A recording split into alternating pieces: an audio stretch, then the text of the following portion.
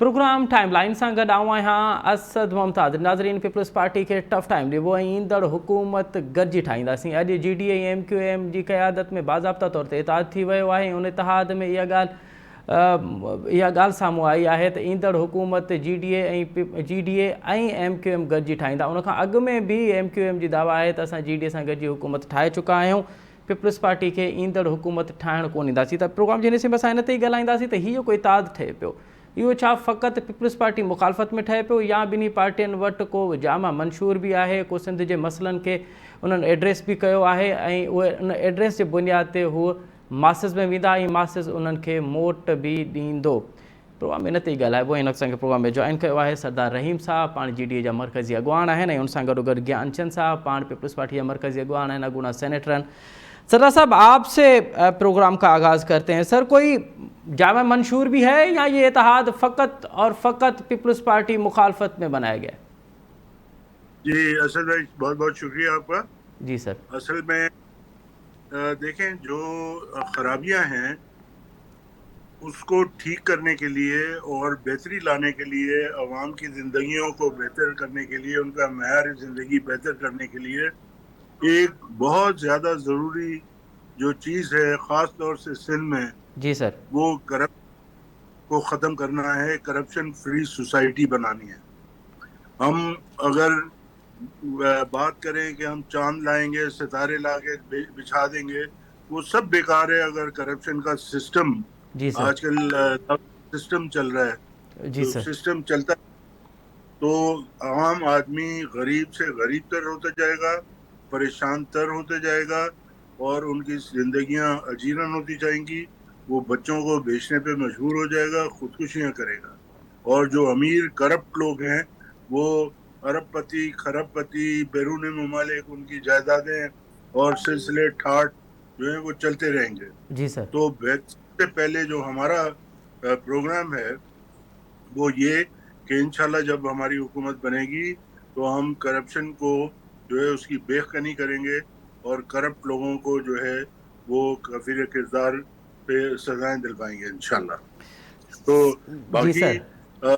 Rocket science नहीं है, government का काम है बच्चों की तालीम अवाम को देना, उनके मुस्तकबिल को बेहतर करने के लिए तालीम देना, जी सर। कॉलेजेस, स्कूल्स बनाना, वो और अच्छी तरह से चलाना। घोस्ट स्कूल जिस तरह से आजकल चल रहे हैं उस तरह से नहीं, इसी तरह से जो सेहत आमा के मामलात हैं उनको बेहतर तरीके से। सरदार साहब कतई कलाम आप, सरदार साहब कतई कलाम आप जिन पॉइंट्स का जिक्र कर रहे हैं ये तो तभी होगा जब आप इक़्तिदार में आएंगे।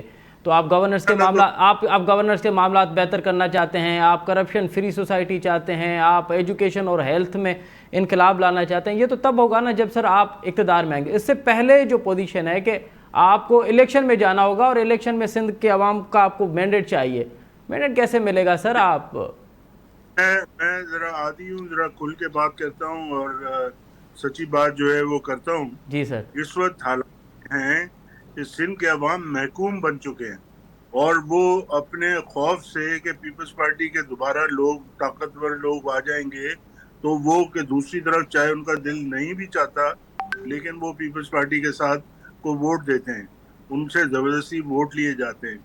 जब अवाम के सामने एक मुतबादिल क़यादत आएगी और उनको यकीन हो जाएगा कि इस मरतबा हुकूमत पीपल्स पार्टी की नहीं बनेगी, तो अवाम जो है वो मुतबादिल क़यादत को वोट देगी और इक़्तिदार में लाएगी। ये पहली मरतबा नहीं हुआ है, इससे पहले भी जो पीपल्स पार्टी मुखालिफ जो लोग हैं जी सर। वो इक़्तिदार में आ, ठीक है। तो ये कोई ऐसी बात नहीं है कि जनाब पीपल्स पार्टी के बगैर यहाँ सिंध में हुकूमत नहीं बन सकती, पहले भी बनी है और ठीक इंशाल्लाह यकीनन आइंदा जो है बनेगी।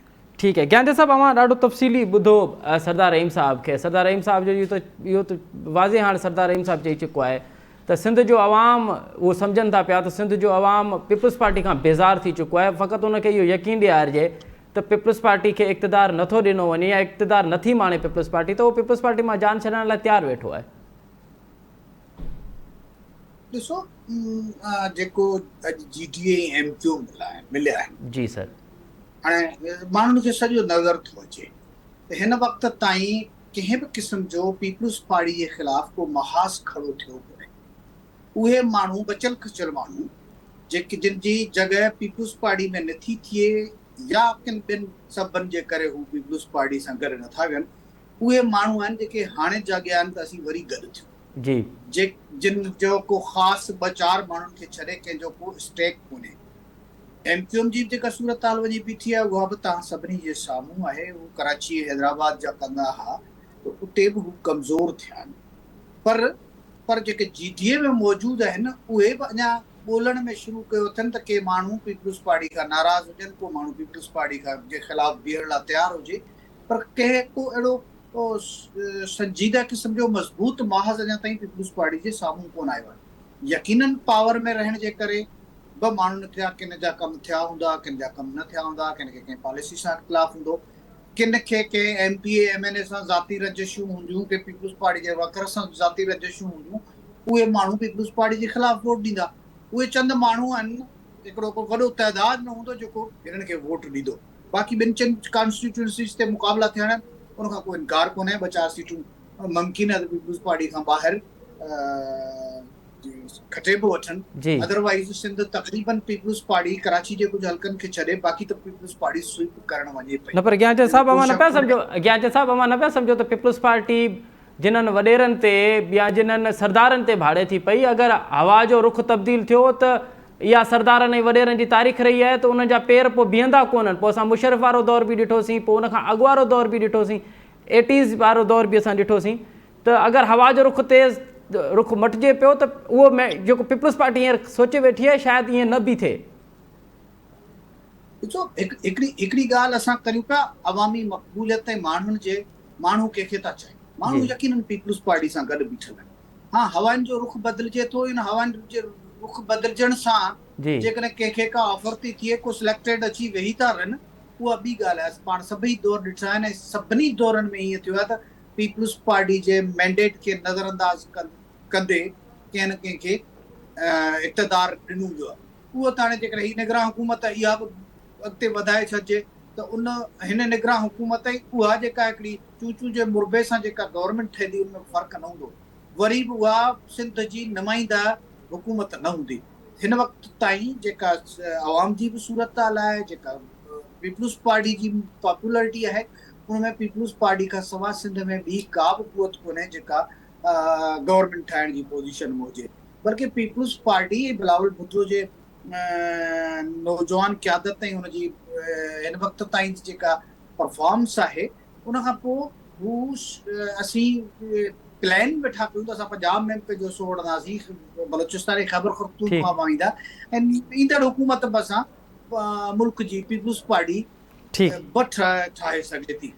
ठीक है, आवाज़ चौ तो न सिर्फ सिंध बल्कि वफाक में भी पीपल्स पार्टी हुकूमत ठाए सके। सरदार रहीम साहब, ये जो आपने आज MQM के साथ इत्तेहाद किया है, इसका सर क्या फ़ायदा होगा? पीपल्स पार्टी के मुखालफत में MQM के साथ इत्तेहाद का लॉजिक कुछ समझ में नहीं आ रहा सर हमें। जी देखें, बात यह है कि हम पीपल्स पार्टी की मुखालफत सिर्फ नहीं है, हम अवाम का सोच कर तमाम उन जमातों को एक प्लेटफॉर्म पे लाना चाहते हैं जिनका स्टेक सिंध में है और जो सिंध में अवाम की भलाई के लिए हमारा साथ दे सकते हैं। और वही एक नुक्ता है जिसकी बुनियाद पर हम MQM के साथ भी हमारी अंडरस्टैंडिंग हुई है, जमीयत उलमा इस्लाम से भी इंशाल्लाह हमारी अंडरस्टैंडिंग हो जाएगी। और बाकी जो कौम परस्त जमातें हैं, मजहबी जमातें हैं, उन सब के पास हम जाएंगे और इंशाल्लाह उनको एक प्लेटफॉर्म पे हम लाएंगे अवाम की खातिर।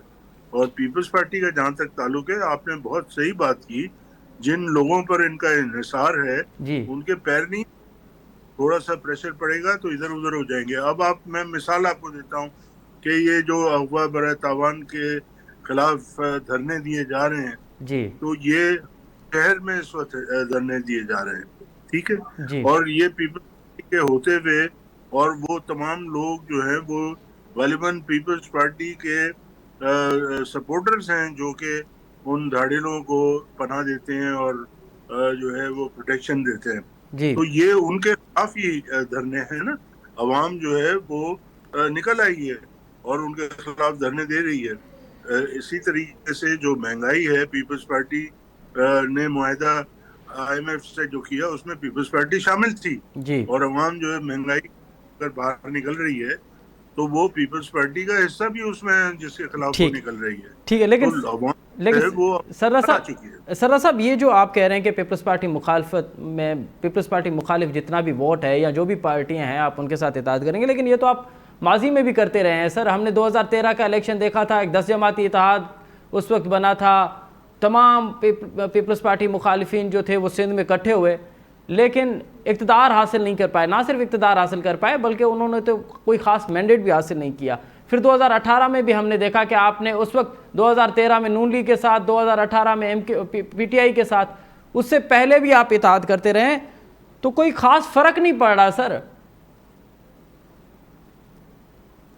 देखिए जो इलेक्शन से अगर मैं मुझे कहने दें, ये सारे झुर्रू इलेक्शन थे, ये सिलेक्टेड गवर्नमेंट आई है इसकी नतीजे में, और पीपल्स पार्टी की गवर्नमेंट भी 2018 के बाद सिलेक्टेड थी। तो ये इलेक्शंस और आज़ाद इलेक्शंस में बड़ा फर्क है। तो हम तमाम और सारी जमातें पहले जमा नहीं हुई थी, 10 जमाती इत्तेहाद जो है वो तमाम जमातों पर था। इस दफा हम कोशिश करेंगे कि कोई भी बाहर न रहे और सिंध के अवाम की खातिर हम मुत्तहद हों और हम एक मौक़िफ़ लेकर अवाम के सामने अवाम का मैंडेट हासिल करने की कोशिश करें। नहीं सर साहब, मैं एक्चुअली आपसे ये जानना चाहता हूँ कि 2013 में आपने नून लीग के साथ इत्तेहाद किया, 2013 में, 2018 में आपने PTI के साथ इत्तेहाद किया, अब 2023 में आप MQM के साथ इत्तेहाद करने जा रहे हैं सर। इलेक्शन के बाद ही तकरीबन हुआ, हमारी अंडरस्टैंडिंग इलेक्शन के बाद हुई। पहले सीट एडजस्टमेंट्स हुई थी, हर पार्टी अपने अपने मौक़िफ़ के साथ इलेक्शन लड़ रही थी, ठीक है। और इलेक्शन के प्रोसेस से ज़्यादा ताकतवर जो है वो सिलेक्टेड गवर्नमेंट बनाने वाले थे और वो उसके नतीजे में सिलेक्टेड गवर्नमेंट बन गई। तो हमारी वो ताकत उस वक्त नहीं थी कि हम उसको रोक सके। इस दफ़ा हम चाहेंगे कि इलेक्शन फ्री हो।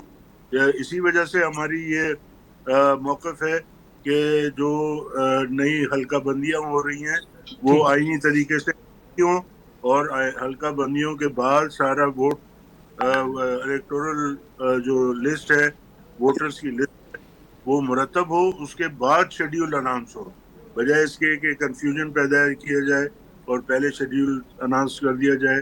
अभी तक ये जो कानूनी जो रिक्वायरमेंट्स हैं वो पूरी ना हो।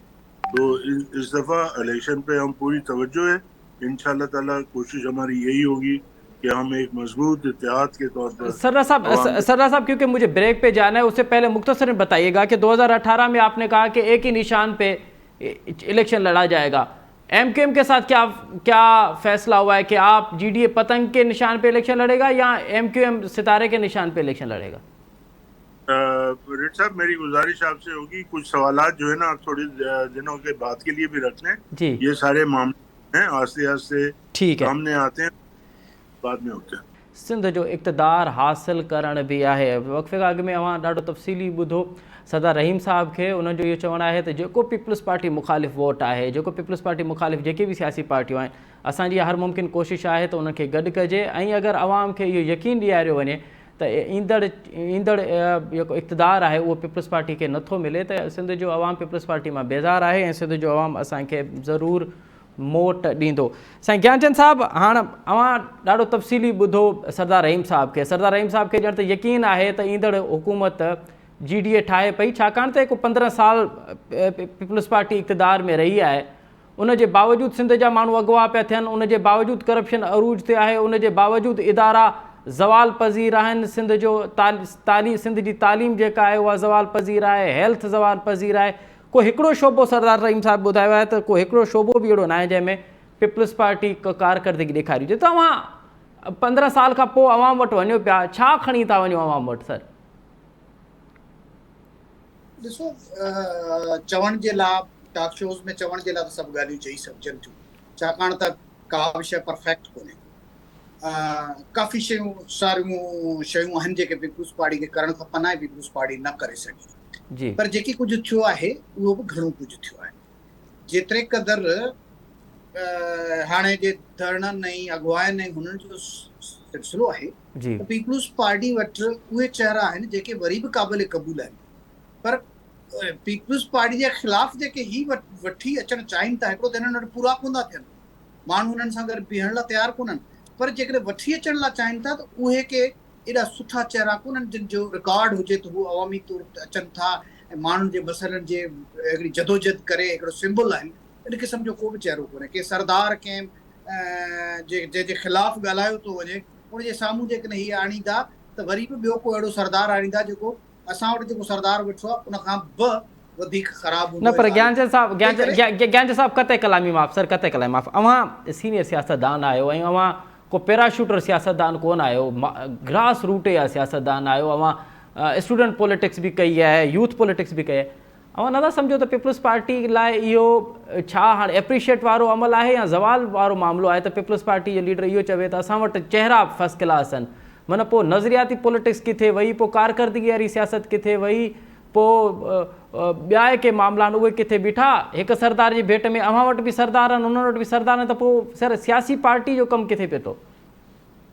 ॾिसो पॉलिटिकली जॾहिं इलेक्शन में वञूं था सभिनी खे इलेक्टेबल्स करणा खपनि। असांजी सियासत जो हिकिड़ो इहो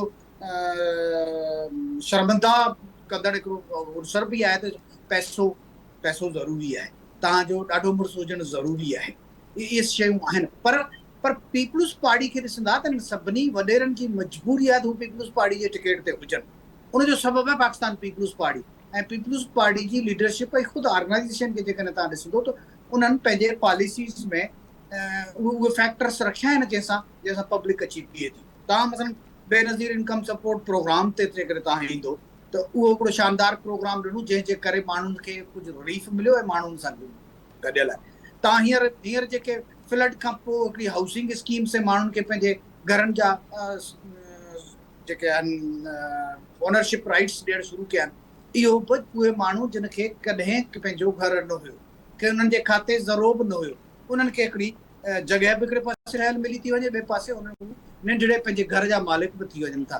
त पीपल्स पार्टी इंसेंटिव्स वठंदी रहंदी आहे, हिकिड़ो पासो इहो बि आहे। ॿियो पासो इहो आहे त असां पारां जेके आम वर्कर आहिनि पीपल्स पार्टी हुननि खे प्रमोट कंदी रहंदी आहे। हिन वक़्त में जिन खे तव्हां वॾा माण्हू था चओ उहे असांजे आम पीपल्स पार्टी जे कैडर मां निकितल आहिनि, के सुपाफ जा अॻुवान हुया, अॼु लीडर थिया आहिनि, रिटायर थियनि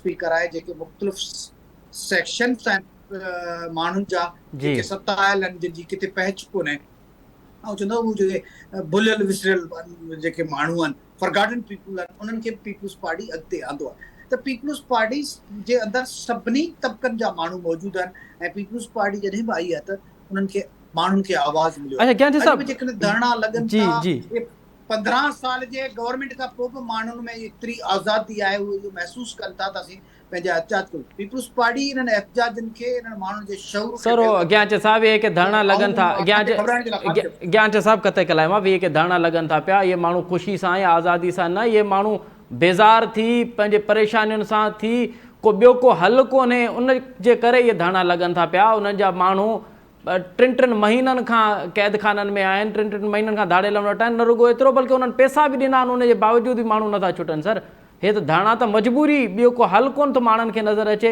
उन करे लॻनि था। पर अव्हां ॻाल्हि कई त सरदारनि ऐं वॾेरनि ऐं पीरनि जी मजबूरी आहे त उहे पीपल्स पार्टी में हुजनि, या इहो ॿियो बहस इहो आहे त पीपल्स पार्टी जी मजबूरी आहे त इहे सरदार उन सां गॾु हुजनि।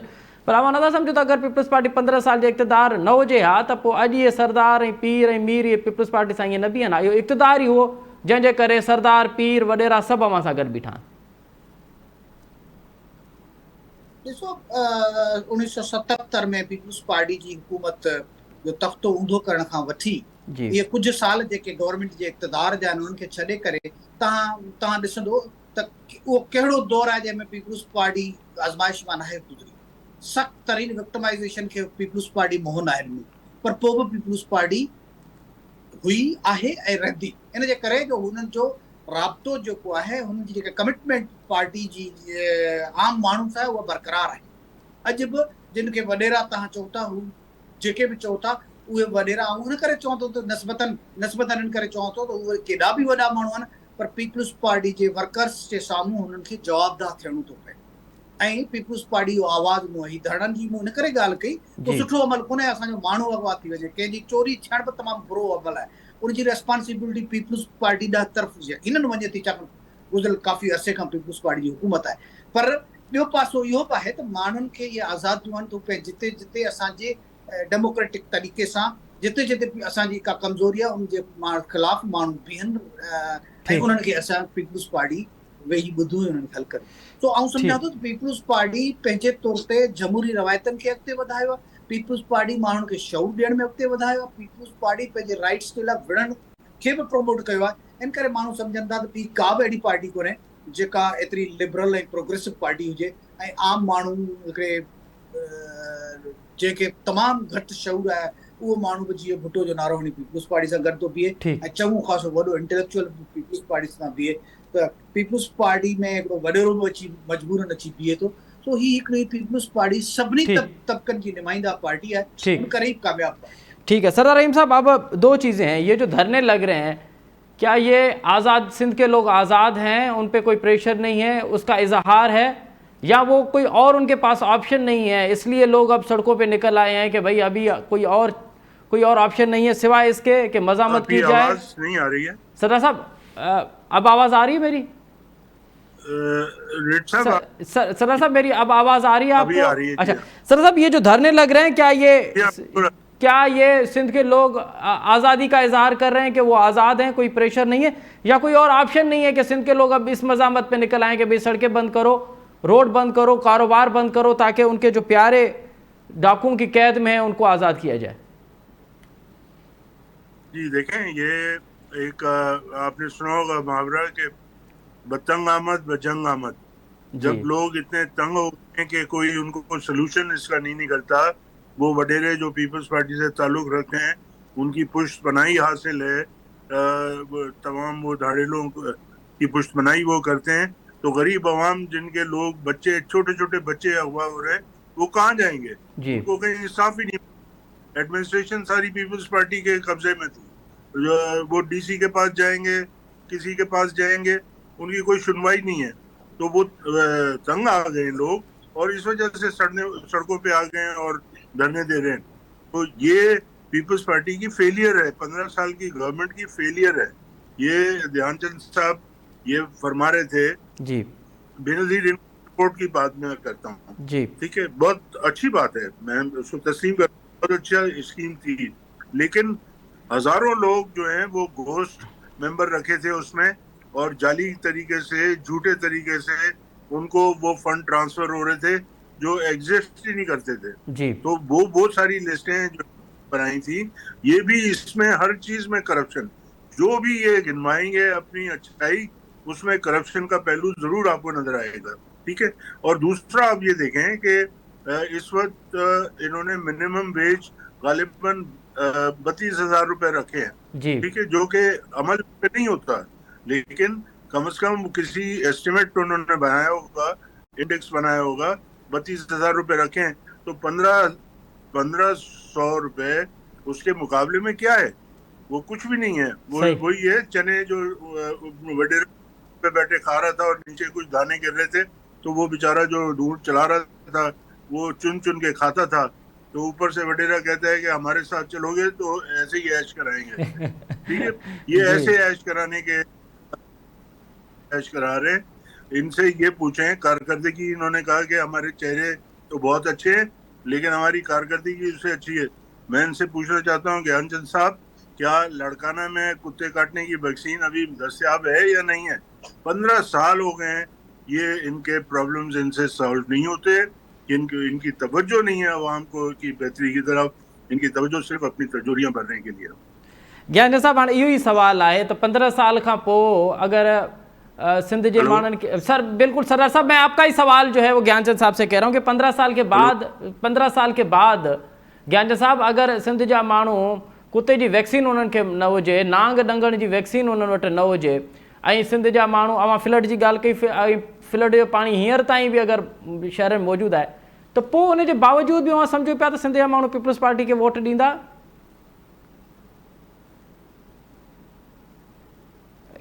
पीपल्स पार्टी के अॼु ताईं माण्हू जेको वोट ॾे पीपुल्स पार्टी खे अॼु ॾींहुं ताईं जेको माण्हू वोट ॾिए पियो जी ऐं अञा बि आईंदह ॾियण जो हू अज़म रखे थो, उनजो सबबु आहे। उनजो सबबु हीअ हिन वक़्त में तव्हां जेकॾहिं 70 जे ॾहाके खां में जेके सरदार हुआ, चंद फैमिलीज़ हुयूं, उहे फैमिलीज़ तव्हांखे हींअर नज़र न ईंदियूं। हींअर जेके बि माण्हू आहिनि उहे मुख़्तलिफ़ क्लासिस जा, मिडिल क्लास जा माण्हू वधी अॻिते अची हुननि पीपुल्स पार्टी जी लीडरशिप अची संभाली आहे, लीडरशिप कैडर में मौजूदु आहिनि। हिकिड़ो इन जे करे जेको फ़ाइदो थियो आहे उहो माण्हुनि जी पहच उन्हनि माण्हुनि ताईं थी आहे, गवर्नमेंट जे आला ऑफिसर्स ताईं थी आहे ऐं मिनिस्ट्रीज़ ताईं माण्हुनि जी पहच थी आहे। हिकिड़ो पासो इहो आहे। ॿियो पासो इहो त डेवलपमेंट, हा डेवलपमेंट असीं चऊं था त उहा आइडियल पोज़ीशन कोन्हे, पर पीपुल्स पार्टी सम्झे थी त पीपुल्स पार्टी खां सवाइ जेके दौर रहिया जंहिंमें ही असांजा मुखालिफ़ MQM हुजे, GTA हुजे, ॿियूं जेके बि पार्टियूं आहिनि या उन्हनि में जेके मौजूदु चेहरा आहिनि, मौजूदु माण्हू आहिनि, उन्हनि जिन दौरनि में कमु कयो आहे उन्हनि त तबाहियूं मचायूं। उन्हनि माण्हुनि ताईं माण्हुनि जी पहच न हुई। पीपुल्स पार्टी जे दौर में जेतिरा बि इल्ज़ाम हणो उनजे बावजूद बि कमु थिया। मिसाल तौर ते ज्ञानचंद साहब अवां के ॿ टे 4 5 10 कम असांखे ॿुधायो त पीपुल्स पार्टी ही कम रिकॉर्ड कम कराया आहिनि सर। मैं यही बोलने वाला था। मैं दौर में जी जी जी ये बताएंगे कि जी जी जी ज्ञानचंद साहब, पीपुल्स पार्टी जे दौर में जेके मुख़्तलिफ़ एजुकेशनल इंस्टीट्यूट्स ठहिया आहिनि उहे बि ज़बरदस्त इंस्टीट्यूट थिया आहिनि जिनखे गवर्नमेंट सपोर्ट आहे, जंहिंमें IBS अखर खे बि तव्हां ॻणाए सघो था। तव्हां मेडिकल साइड ते जेकॾहिं ईंदो त मेडिकल साइड ते जेको असांजो गम्बट इंस्टीट्यूट आहे या NICVT आहे या NICH खे डेवलप करणु वञूं पिया, इहो बि हिकिड़ो कमाल जो कमु आहे। पीपुल्स पार्टी जे दौर में जेको थर जे कोयले मां हींअर असीं बिजली पिया कयूं, बिजली जे वॾनि बहिराननि में आहियूं, उहा सस्ती बिजली सिर्फ़ु पीपुल्स पार्टी पैदा कई आहे, जेका अॻिते हली असांजे मुल्क जे ख़ुशहाली में, मुल्क जी ख़ुशहाली में, माना माण्हुनि जी ख़ुशहाली में कमु कंदी। उनजे बदिले में असांजे जेको इंफ्रास्ट्रक्चर ठहियो आहे उहो अलॻि आहे। तो पीपुल्स पार्टी जे दौर में जेके हींअर एजुकेशन में मिसाल तौरु भर्तियूं थियूं आहिनि, मेरिट्स ते भर्तियूं थियूं आहिनि, ऐं त चऊं त असांजे मुखालिफ़नि जे दौरनि में त ब्लैंक ऑर्डर्स ॾिना विया, उहे बि असांजी अखियुनि जे साम्हूं गुज़रिया आहिनि। जे वक़्त में असां अञा नौकरियुनि जी ॻोल्हा में घटि में घटि आऊं नौकरियुनि जी ॻोल्हा में उन वक़्त में ब्लैंक ऑर्डर्स पिया पर सर गुज़रियल अमेरिकन जे पैदावार सियासी पार्टियुनि कया। पीपुल्स पार्टी वरी बि उन मेरिट्स खे कुझु ज़दह करण जी कोशिशि कई आहे ऐं माण्हुनि खे सरस ॾियण जी, सरस सेक्टर ते कमु करण जी कोशिशि कई आहे, जंहिंमें हेल्थ एजुकेशन प्रायोरिटी ते आहे। ठीकु आहे ज्ञानचंद साहब, अवां ॾाढो तफ़सीली ॿुधायो, पर 2 ॾींहं अॻु में जेको हेल्थ जो सेक्रेटरी हो गुलाम अकबर लगारी साहब, उनजो इंटरव्यू बि ॾाढो कमाल जो आयो आहे। उहो बि चवे त जेके बि DOs आहिनि, इवन DOs खे बि मूं वटि अख़्तियार कोन हुया, त इहो वरी हिकिड़ो अलॻि बहस थींदो त इहो केरु पियो उनखे हलाए। पर सरदार साहब, ये जो कारनामे बताए हैं ज्ञानचंद साहब ने कि हमने इन सेक्टर्स पे ये कारनामे किए हैं, आप इनको कैसे रद्द कर सकते हैं? NICVT को आप कैसे रद्द करेंगे? गेम्स को कैसे रद्द करेंगे सर? NICVT भी करप्शन का एक बड़ा इदारा बन चुका है।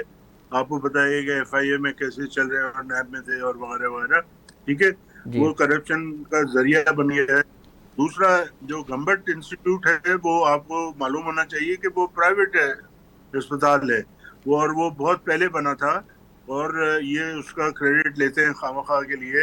ये कोयले की बात कर रहे हैं तो उधर ही थर में ही एक प्राइवेट सेक्टर में जो है वो पावर प्लांट है जो कि इम्पोर्टेड कोयला इस्तेमाल कर रहा है। थर में वो लगाया गया कि थर का कोयला इस्तेमाल होगा, लेकिन इम्पोर्टेड कोयला इस्तेमाल प्रोडक्शन के लिए। ये थोड़ा सा अजीब है, लेकिन चलिए क्योंकि हम प्रोग्राम के बिल्कुल लास्ट हिस्से में, सरदार साहब, ये तमाम बहस हो रहा है आने वाले इंतखाबात के लिए कि अगर आने वाला इंतखाबात जो है वो 90 दिन में तो होते हुए नज़र नहीं आ रहे, अगर इससे भी तवील होंगे तो फिर GDA का क्या स्टैंड होगा कि भले निगरान सेटअप कंटिन्यू करे, या आप कह रहे हैं कि नहीं?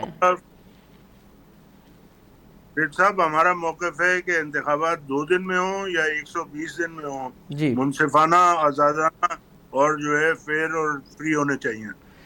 आने वाले इंतखाबात में आप जो इस्टेब्लिशमेंट है, स्पेशली जो हमारी आर्मी है, उनको कहेंगे कि वो उसकी निगरानी करे और उसकी निगरानी में हो? हम ये कह रहे हैं कि वो फेयर फ्री हो और वो जिस तरीके से भी होते हैं कि हम चाहते हैं कॉन्स्टिट्यूशन जितनी प्रोविजन है उनका जो है वो ख्याल रखा जाए। जी और हेलो, जी जी जी जी जी जी हाँ, सरदार साहब। वो उसका ख्याल रखा जाए और इंतखाबात जो है फेयर एंड फ्री हों, चाहे वो आर्मी के जरिए से हो, जुडिशरी के जरिए से हो। हमारा ये ख्याल है कि जुडिशरी के मेंबर्स के जरिए से होने चाहिए। जब वो अगर नाकाफी होंगे तो ठीक इलेक्शन कमीशन जो है वो बंदोबस्त करे लोगों का, और उसका, और जो है ठीक दूसरे लोगों का, राइटिंग ऑफिसर्स का। ये ठीक उनकी जिम्मेदारी है। ठीक है तो यही बात हमने कमीशन की मुलाकात चीफ इलेक्शन कमिश्नर को कही है। ठीक है ज्ञानचंद साहब हाणे 30 ॾींहंनि में त इलेक्शन 90 ॾींहंनि में त इलेक्शन थींदे नज़र न पिया अचनि। अगरि हीउ मामिलो एक्सटेंड पियो थिए त पोइ पीपल्स पार्टी किथे एक्सटेंड कंदी सर?